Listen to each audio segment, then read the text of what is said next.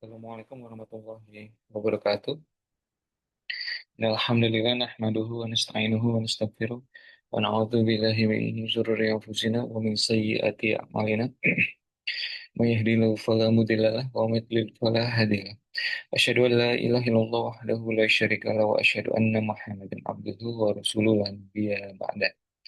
Segala puji bagi Allah Subhanahu wa taala yang telah memberikan kita berbagai kenikmatan sehingga pada pagi hari ini insyaallah kita akan melanjutkan kembali materi enrichment program yang kemarin belum sempat kita selesaikan dikarenakan waktu yang terbatas. Insya Allah pada sesi ini saya akan selesaikan materi dari The Educator's Time Blueprint agar bisa menyerap pada seluruh asatiza termasuk yang berbicara di sini dan bisa berguna dan bisa diimplementasikan pada kehidupan di lembaga ataupun di kehidupan di keluarga kita. Salam dan salam selalu kita junjung kehadirat Nabi Allah Muhammad Sallallahu Alaihi Wasallam. Semoga rahmat selalu tercurah kepada beliau, kepada keluarga beliau, dan kepada seluruh umatnya hingga akhir zaman kelak. Baik, kita lanjutkan. Jadi kita masuk ke poin nomor 2 yaitu preloading 5 minutes. Ya, preloading 5 minutes ini adalah sebuah teknik yang membuat kita harus berhenti sejenak dalam waktu kurang lebih 5 menit, ya, 5 menit dan sekitarnya, artinya 5 menit, 6 menit, 7 menit itu masih boleh, agar kita bisa fokus terhadap apa yang akan terjadi 5 menit kemudian. Ya. Di block of focus, di teknik pertama kemarin, kita sudah bahas bahwasanya seluruh seluruh aktivitas itu kita jadikan blok, ya. Kita jadikan blok-blok fokus. Nah, di preloading 5 minutes ini kita masuk ke dalam bloknya.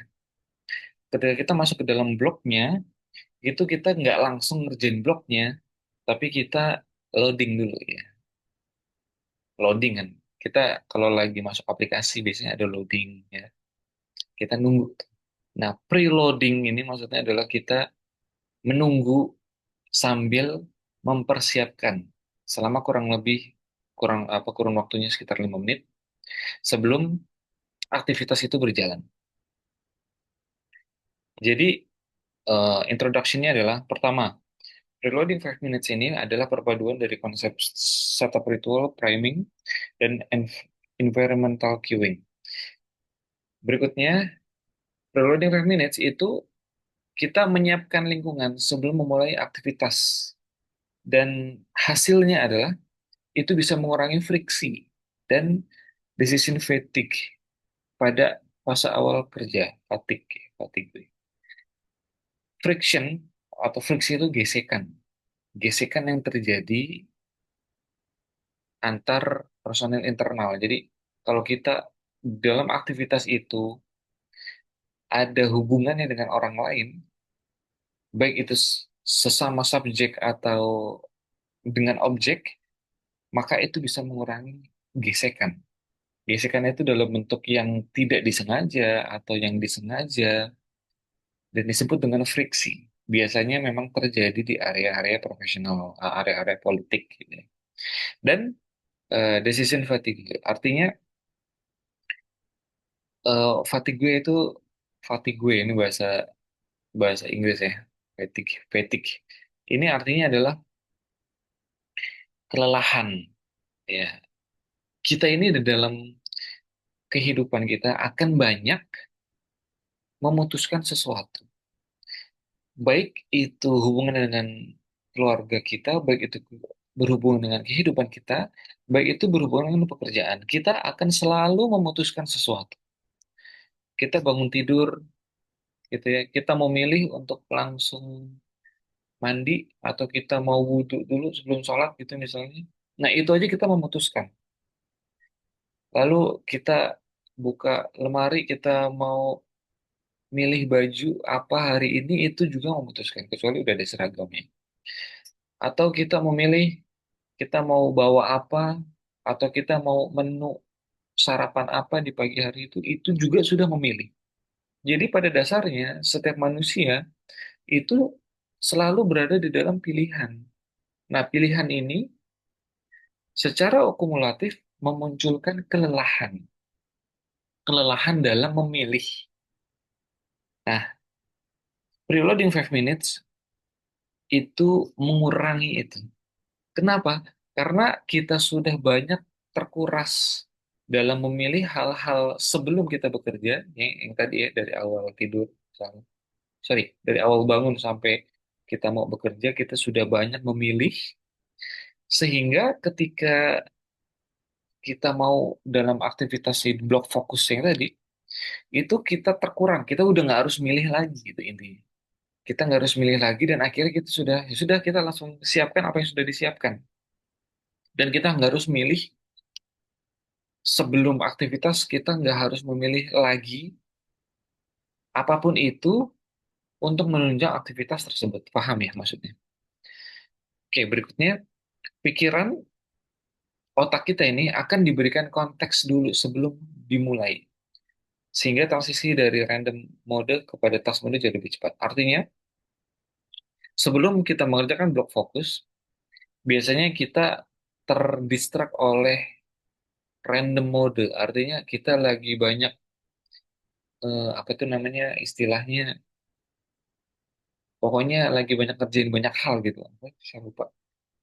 Jadi ada, eh, istilah kita tuh lagi banyak kerjain banyak hal gitu, lagi multitasking gitu ya. Nah, sedangkan block of focus atau ketika kita sudah fokus dalam melakukan aktivitas itu, kita harus fokus pada satu tujuan kan. Ingat nggak yang kemarin? Kita harus fokus pada satu tujuan saja dan tidak ada tujuan lain. Nggak ada chatting kan, nggak ada multitasking, nggak ada koordinasi. Pokoknya fokus kepada satu tujuan itu. Nah, ketika di dalam preloading 5 minutes ini, otak kita itu sudah diberikan konteks gitu.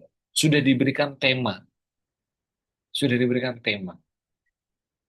Reloading 5 minutes ini intinya adalah kita tuh menyiapkan dalam 5 menit sebelum aktivitas dimulai, kita sudah menyiapkan.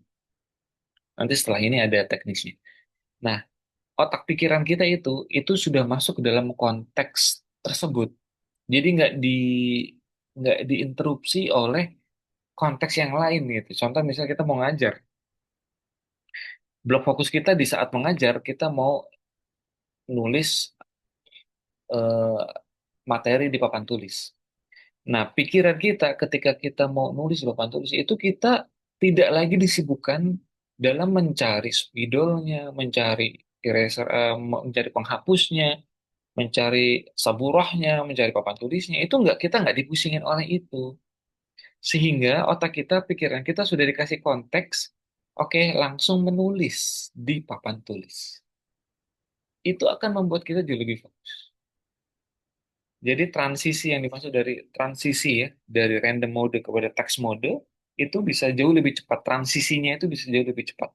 Dari yang tadinya kita belum fokus, menjadi bisa lebih cepat fokus dengan adanya preloading 5 minutes ini. Berikutnya, banyak orang gagal dalam bekerja karena sulit untuk memulai. Atau biasa disebut dengan expensive start. Jadi mahal gitu. Untuk memulai itu mahal. Ini biasanya, di biasanya terjadi di aktivitas-aktivitas yang memang dia tuh nggak rutin nih sebenarnya. Jadi misalnya kita mau mulai sesuatu yang baru, mulai sesuatu yang baru, misalnya kita mau merubah pola pola alur ngajar kita yang mungkin awalnya murojaah, lalu setelah itu materi misalnya, terus kita mau ubah gitu, kita mau ganti. Nah, banyak orang itu sulit untuk merubah alur itu dikarenakan expensive start, dikarenakan kayaknya banyak keraguan gitu.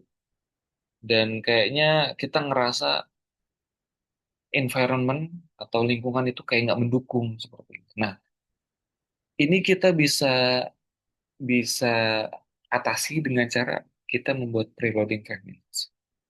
Berikutnya, riset menunjukkan sebagian besar waktu terbuang dalam kerja itu bukan karena interupsi yang kecil dan sering, bukan karena tugasnya yang sulit. Jadi kalau ada seseorang dikasih PJ, ya bentuknya PJ tema atau PJ event, itu sebenarnya tugasnya sama aja.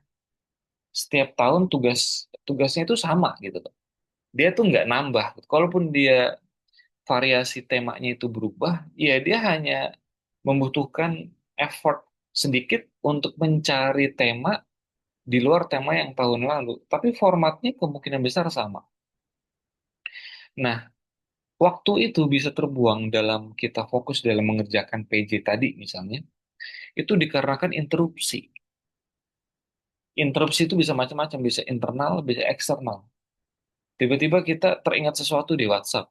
Akhirnya kita buka dulu WhatsApp. Itu dalam mode block fokusnya udah jalan. Atau kita biasanya teringat informasi yang ada di Google misalnya, atau yang ada di IG, atau yang ada di Pinterest misalnya. Lalu kita tadinya mau fokus tuh terhadap apa yang kita riset tadi di IG, atau di Pinterest, atau di Google gitu. Tapi ternyata di di sosial media tersebut kita melihat yang lain. Akhirnya kita malah larut bukan pada ob- objektif atau tujuan yang kita akan tuju, tapi malah kita larut kepada urusan orang lain atau urusan yang lain. Nah, itu salah satu hal yang membuat Preloading 5 Minutes ini bisa bekerja sangat baik ya, dengan metode yang nanti akan kita bahas. Unsurnya atau prinsipnya itu ada tiga. Starting load is the heaviest point. Jadi awal pekerjaan adalah titik paling berat dalam satu hari. Biasanya kalau pekerjaan kita homogen di dalam hari tersebut, kita hanya mengajar saja misalnya, atau kita hanya melakukan tugas administratif saja, maka awal pekerjaan biasanya paling berat di awal saja. Jadi dia starternya tuh berat tuh di awal. Berikutnya, small interruption create big delays. Jadi gangguan kecil yang muncul di tengah kegiatan ini menyedot waktu lebih banyak daripada yang terlihat. Gangguan kecil ya, small interruption. Jadi gangguan kecil itu benar-benar gangguan yang kita rasa itu nggak matters gitu. Kita sibuk-sibuk nyari APE gitu di tengah-tengah blok of focus. Kita sibuk nyari itu. Ini di mana ya? Oh itu di mana ya? Ini di mana ya? Itu di mana ya? Oh itu ternyata ketika dikumpulin menitnya itu banyak. Itu bisa 5 menit sendiri, bisa 10 menit sendiri, bisa 7 menit sendiri, dan itu memotong fokus, block of focus tadi. Berikutnya, clarity at the beginning accelerates everything. Jadi pikiran akan bekerja lebih cepat ketika sudah tahu tiga hal. Apa itu? Kita tahu apa yang dikerjakan, kita tahu bagaimana memulainya, dan kita tahu apa hambatan yang mungkin muncul. Jadi kejelasan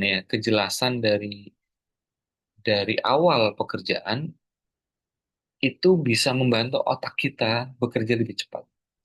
Apa sih kejelasan itu? Ini.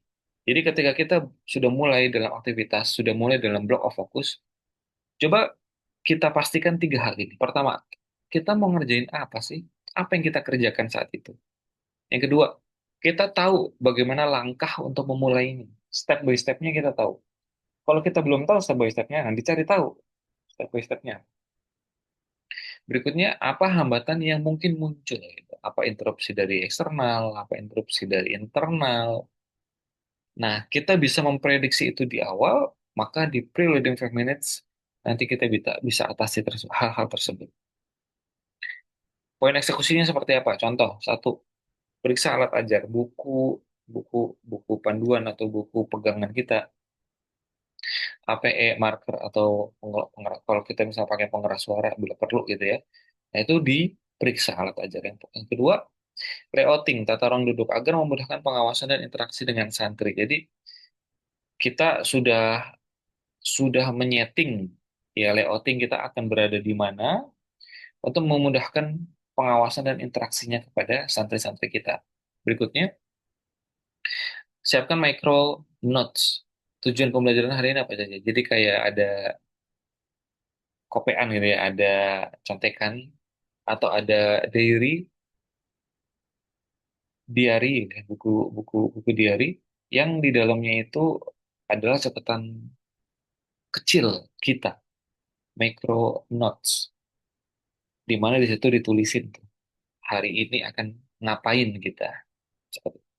Lalu identifikasi satu sampai 2 potensi masalah anak dan rencana mitigasi singkatnya. Ini salah satu contohnya ya. Maksudnya adalah masalah anak ini tidak hanya masalah anak. Jadi identifikasi satu sampai 2 potensi masalah apapun itu masalahnya. Diprediksi dari awal. Dilihat dari mana prediksinya? Dilihat dari pola. Pola dalam satu pekan itu seperti apa. Makanya di awal enrichment program untuk sesi mini workshop ini, itu kita sebutkan bahwasanya salah satu checklist dalam muhasabah atau dalam pengoreksian diri itu adalah mengenali pola. Pola yang terjadi di diri kita. Nggak ada yang bisa mengenali itu kecuali diri kita sendiri. Makanya ketika kita sudah terbiasa mengenali pola, maka kita terbiasa juga mengenali pola eksternal. Jadi dalam satu pekan terakhir itu kita seperti apa ya polanya? Pola kita datang, pola aktivitas KBM itu seperti apa itu pasti terpola. Nah, bagi sebagian orang pola itu jalan-jalan aja. Artinya pola itu tidak dijadikan bahan, gitu. Tidak dijadikan bahan untuk bermuhasabah. Nah, pola ini sebenarnya bisa ditangkap lewat indera kita. Ya kita banyak-banyak berdoa, minta taufik dan hidayah kepada Allah agar kita mudah mengenali pola tersebut. Baik itu pola internal maupun pola eksternal. Mapnya, sorry, sebelumnya jebakan dan solusi.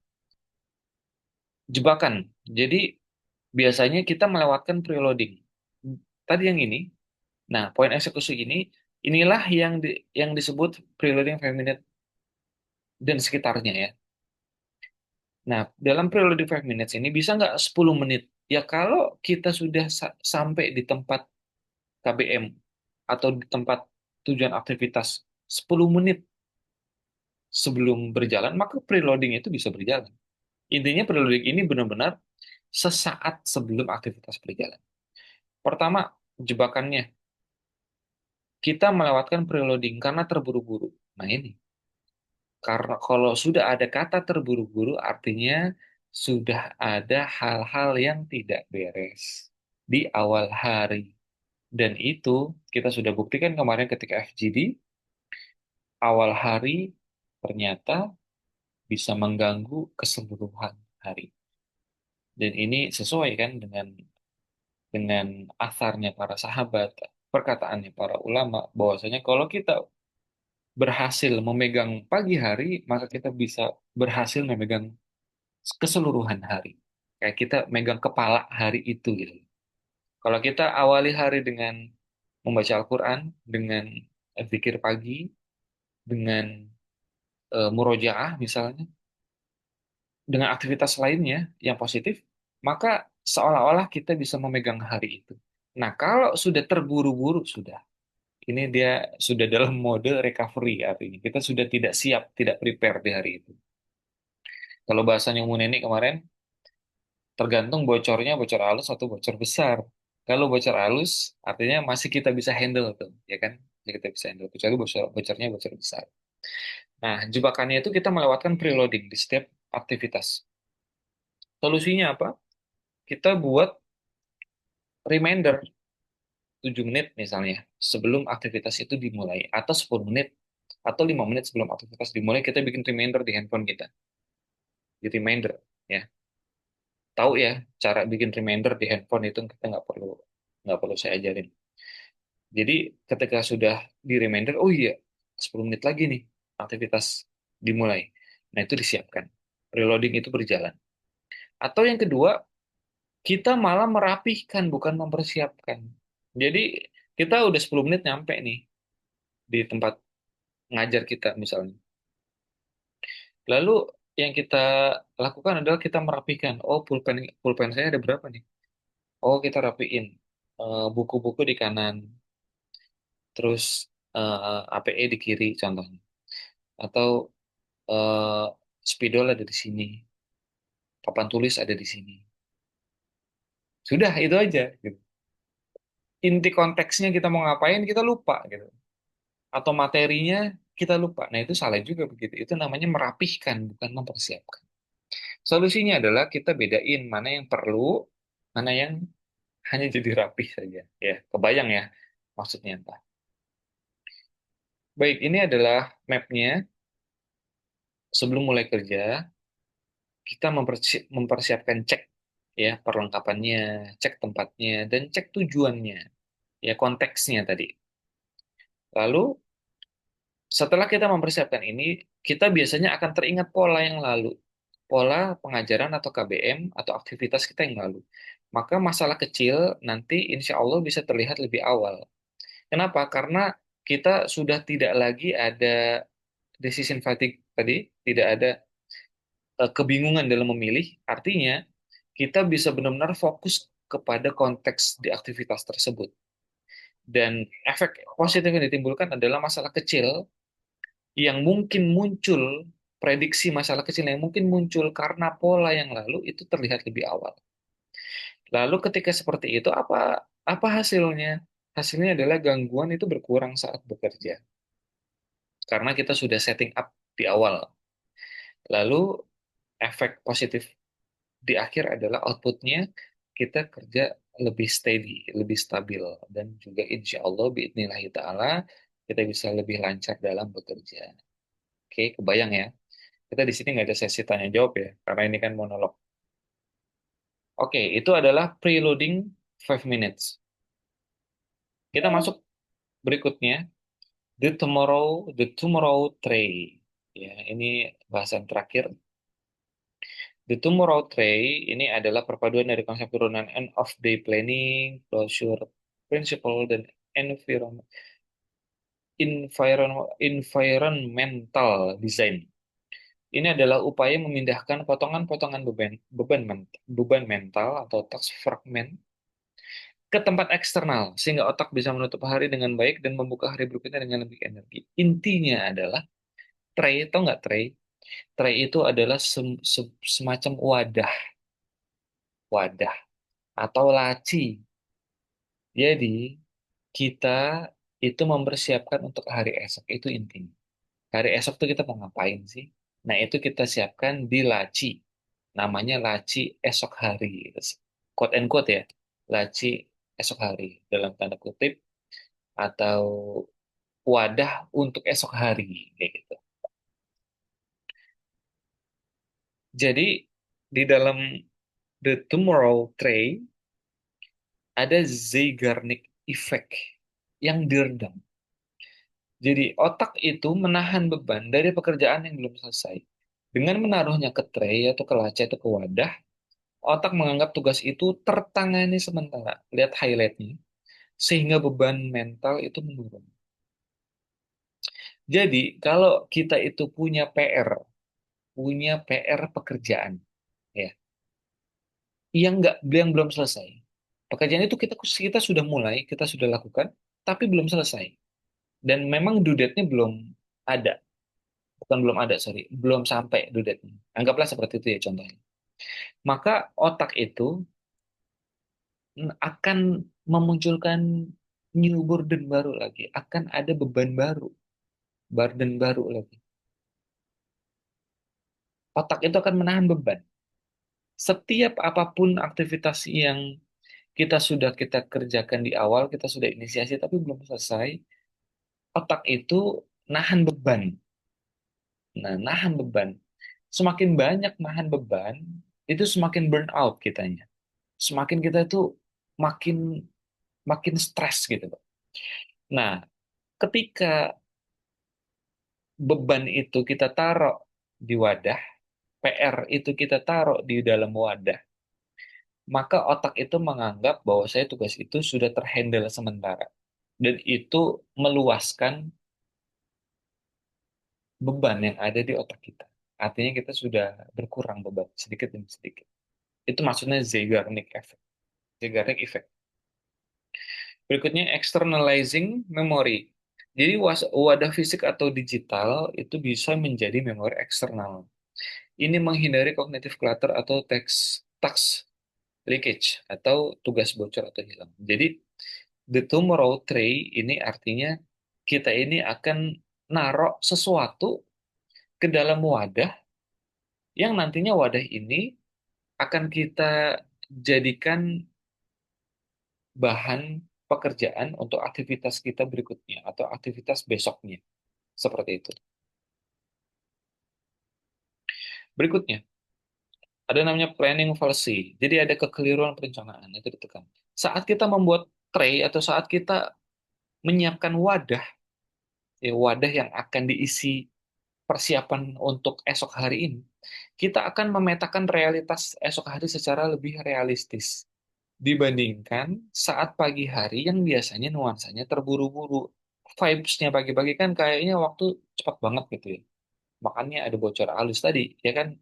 Karena nuansanya itu memang terburu-buru banget. Nah, kekeliruan perencanaan itu bisa ditekan. Ada namanya planning fallacy ya. Itu kekeliruan perencanaan itu bisa ditekan dikarenakan kita sudah menyiapkan wadahnya untuk aktivitas besok hari. Ada yang namanya morning ramp up atau proses pemanasan jauh lebih singkat. Jadi karena semua sudah siap, energi pagi tidak terbakar untuk mencari arah. Jadi karena kemarin malamnya kita sudah siapkan ya untuk aktivitas pada pagi hari ini contohnya gitu ya. Kita sudah siapkan ke dalam tray, ke dalam wadah, maka kita energi pagi kita itu tidak tidak habis dalam mencari arah. Maksudnya kita sudah tahu nih hari ini mau ngapain gitu. Dikarenakan kita sudah membuat the tomorrow tray, kita sudah menyiapkan itu kemarin semalam. Jadinya di pagi hari ini kita udah nggak bingung lagi, hari ini saya mau ngapain nih? Atau hari ini ada konteks tertentu yang mau saya kerjain nggak ya? Nah itu nggak terjadi lagi dikarenakan sudah kita siapkan malamnya. Dan ini meningkatkan execution velocity. Jadi kecepatan eksekusi kita dalam melakukan aktivitas tersebut di dalam hari tersebut itu bisa lebih cepat. Contohnya misalnya kita mau outing nih, ya kan? Misal atau kita mau ada event eksternal yang melibatkan santri, yang melibatkan wali santri contohnya gitu ya. Maka the tomorrow tray itu setiap PJ punya pekerjaan masing-masing yang disiapkan malamnya, ya kebayang ya.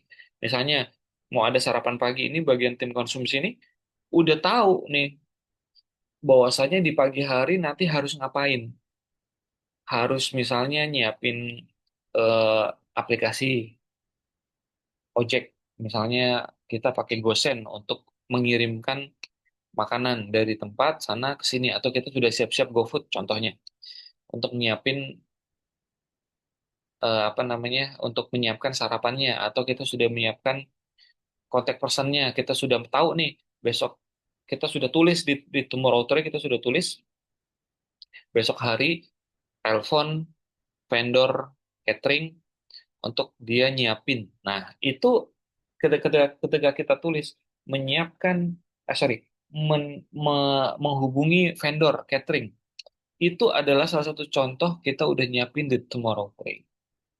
Wadah di sini ini dalam bentuknya bisa fisik, bisa digital. Ya, kalau digital artinya kita tulis tuh di notes. Nah, itu adalah salah satu bentuk the tomorrow tray. Bedanya the tomorrow tray ini dia lebih spesifik per konteks. Jadi kita nih dalam pekerjaan atau dalam aktivitas tertentu per konteks itu di dalam situlah ada sub pekerjaannya apa-apa saja. Paham ya maksudnya? Ya. Nah, ketika kita sudah seperti itu, maka perencanaan kekeliruan dalam perencanaan insya Allah bisa berkurang banyak dan proses pemanasan morning ramp up itu bisa jauh lebih cepat gitu. Jadi dalam besok harinya dalam event tersebut contohnya, maka kita bisa langsung langsung satset satset gitu karena kita sudah tahu kita mau ngapain aja. Oke, poin eksekusinya. Pertama, tentukan satu wadah khusus. Bisa fisik, bisa digital. Berikutnya, tulis 2 sampai 5 tugas utama untuk besok. Disiapkan nih untuk besok. Berikutnya, siapkan alat atau bahan yang diperlukan. Catat detail kecil yang mudah terlupa. Pasti ada. Kita terpola. Biasanya ada detail-detail kecil yang mudah terlupa. Oh, lupa bawa ini. Oh, lupa ngubungin ini. Oh, lupa nyiapin ini. Pasti ada detail kecil yang mudah terlupa. Berikutnya, tentukan langkah pertama untuk besok pagi. Jadi, first step besok pagi ini, kita mau aktivitas tersebut, mau ngapain? First step-nya. Itu harus ada. Ketika kita sudah berhasil di first step, maka di second, di third step, itu kita insya Allah bisa lebih mudah. Berikutnya, tata isinya agar jelas dalam sekali lihat. Contohnya adalah, ketika kita besok misalnya mau event, terus kita ada di PJ perlengkapan contohnya, maka bikin catatan itu mudah terlihat. Jadi kita, jangan di WhatsApp kalau bisa, di aplikasi lain gitu, di Notes atau di List to Do, dan lain sebagainya. Jangan di WhatsApp, karena di WhatsApp itu nantinya kita baru buka WhatsApp aja, itu ada bubble notifikasi atau bubble counter ya kan di dalam WhatsApp kan ada counter, ada angka-angka di mana kita tahu di situ ada unread message ya, ada pesan-pesan yang belum terbaca. Itu aja udah mendistrak kita. Jadi lebih baik yang namanya the tomorrow tray ini atau ada wadah khusus ya fisik, sorry digital dalam hal ini itu ditaruhlah di wadah-wadah digital, ditaruh di wadah digital seperti Microsoft To Do, ada Notes, ada Evernote, pokoknya ada banyak notes lah, kalian bisa lihat di App Store atau di Play Store. Dan ditata isinya agar jelas dalam sekali lihat. Berikutnya, tutup hari setelah trace selesai disusun. Artinya, di malam hari kita bisa menutup hari kita sebelum kita tidur itu setelah tray itu disusun. Ya, jadi kita siapin untuk besok itu kan ini kan konteks di tomorrow tray, artinya konteksnya ini nih disiapkan malam hari sebelum kita tidur ya, sebelum kita tidur artinya sebelum kita ritual tidur, sebelum kita mungkin murojaah, baca Quran dulu sebelum tidur atau nonton kajian dulu sebelum tidur atau baca buku sebelum tidur. Nah, sebelum itu kita selesaikan hari kita dulu dengan menyelesaikan tray ini atau wadah ini. Dan besok paginya langsung mulai dari first step, dari langkah pertama. Makanya langkah pertama ini penting. Di setiap aktivitas langkah pertama ini penting. Oke. Jebakannya apa? Pertama, menulis terlalu banyak untuk besok. Nah, solusinya batasi hanya 2 sampai 5 tugas saja, bukan seluruh daftar pekerjaan. Karena the tomorrow tray ini relate dengan pekerjaan-pekerjaan yang tidak sampai setengah hari. Jadi dia itu misalnya, makanya dia tematik konteks. Kalau sudah di pertengahan hari, anggaplah sudah di jam 10, jam 11, dan itu ada aktivitas berikutnya, maka dia biasanya sudah masuk ke dalam blok fokus, block of focus. Dan kalau sudah di dalam block of focus, dia sudah masuk ke dalam alur pekerjaan di dalam hari itu. Kalau the tomorrow tray ini untuk memulai hari, makanya task listnya nggak harus banyak. 2 sampai 5 tugas saja atau 2 sampai 5 list to do saja. Bukan seluruh daftar pekerjaan. Karena fungsi dari the tomorrow tray adalah kita memanaskan diri kita di pagi hari. Lalu berikutnya jebakan yang kedua adalah kita mengumpulkan alat tapi lupa menuliskan detail penting. Jadi tadi kita lihat bahwasanya yang paling sering menghambat seseorang dalam bekerja adalah interupsi kecil. Interupsi itu internal dan eksternal. Kita lupa sesuatu atau kita lupa detail sesuatu. Oh iya lupa ini. Oh iya lupa motokopi contohnya. Oh iya lupa beli ini contoh. Nah, hal-hal itu yang menghambat. Itu yang menghambat. Makanya eh, jangan lupa menuliskan detail. Ini mappingnya. Ketika di akhir sebuah hari, ya, kita kumpulkan semua yang perlu untuk besok. Kita bentuknya tugas atau alat atau catatan. Tulis hal yang penting untuk besok. Hal-hal yang detail itu ditulis. Efeknya kepala itu bisa lebih ringan dan tidak perlu mengingat-ingat di pagi harinya. Ingat ya, tadi ada decision fatigue, fatigue, fatigue. Ada kelelahan dalam memilih. Nah, kelelahan dalam memilih itu tidak lagi ada, insya Allah. Kenapa? Karena kita tidak lagi memilih sesuatu di pagi hari ini. Dikarenakan kita sudah siapin di malam hari ini. Dan ujungnya adalah besok pagi bisa paham harus mulai dari mana. Oke, paham ya? Itulah the tomorrow tray. Ya, jadi ini akhir dari materi enrichment program sesi kelima, kalau nggak salah ya, kelima. Dan ini masih dalam konteks blueprint. Sorry, masih dalam konteks time management. Dalam konteks time management. Ya. Dan di dalam konteks time management, ini insya Allah masih ada satu lagi, ya, masih ada satu lagi sesi yang berhubungan dengan time management. Insya Allah kita akan selesaikan di bulan Januari depan. Ya, pastikan seluruh asatidz bisa hadir, ya, karena dikarenakan ini adalah sebuah amanah profesional, ya, sebuah amanah profesional. Dan saya harapkan semua asatidz bisa paham dan mengerti bahwasanya enrichment program ini bukan program tambahan. Ya, ini tuh bukan add-on program. Ini tuh program wajib bagi asatidz. Ya, jadi kecuali kemarin udah kita bahas ya, kecuali benar-benar uzur, ada uzur syar'i. Baik, syukran jazakumullah khair atas perhatiannya. Semoga bermanfaat. Mohon jangan hilang ya catatan-catatan assessment program kita yang lalu-lalu juga. Insya Allah ini akan berguna bagi kita semua. Bismillah ta'ala.